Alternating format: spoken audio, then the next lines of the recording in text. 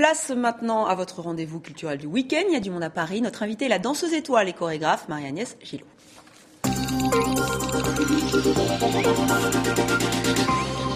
Elle a été la première étoile de l'Opéra de Paris, nommée sur un ballet contemporain. C'était en 2004, à l'issue de la représentation de Sin de Caroline Carlson. Difficile donc de s'étonner que sa première création pour le ballet de l'Opéra de Paris soit un hommage à l'un des maîtres de la danse contemporaine, Merce Cunningham. Bonjour, rebonjour, Marie-Agnès Gillot. Alors, Sous apparence, c'est donc le titre de cette création autobiographique.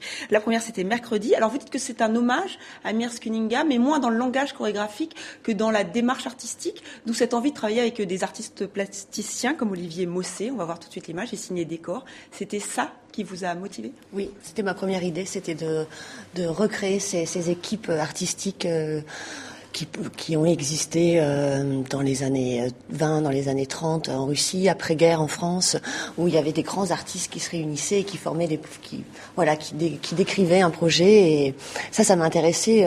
Et Merce l'a beaucoup fait en Amérique. Et ce qui m'intéressait aussi, c'était le travail de dissociation de la musique. Merce se libère de la musique et de la danse.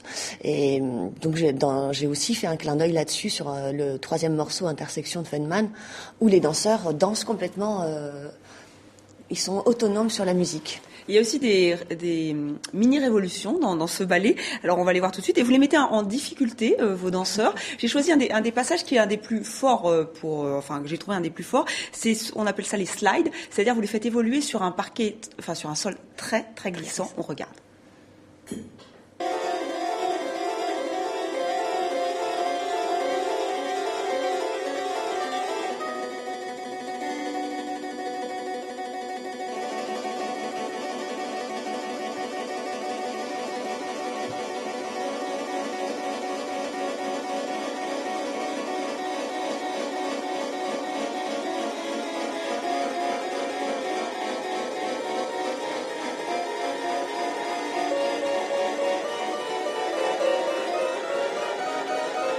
C'était une grande première. C'est vous qui avez eu l'idée.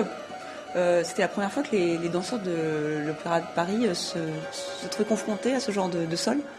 Oui, c'était la première fois, oui. Je crois qu'Angelin Predjoka, j'en avais utilisé un, mais beaucoup moins glissant, qui résistait aux pointes. Mais là, le mien est vraiment, c'est une patinoire, quoi. Il faut vraiment avoir du cran pour monter dessus, sur pointe en plus. Voilà, mais justement, et ce ballet, je trouve, c'est vrai que vous dites que c'est un autoportrait, presque un journal intime, et on sent que c'est vraiment peut-être une approche de la danse, votre sensation, votre vécu de la danse. Et il y a toujours cette difficulté aussi, une certaine dualité. Est-ce que c'est ce que vous avez voulu nous faire ressentir ? Oui, j'avais envie de mettre les danseurs justement dans la contrainte et dans le risque vivant, je dirais, dans la prise de risque constante, qui tout d'un coup donne une sensation et une émotion et une fragilité aux danseurs qui moi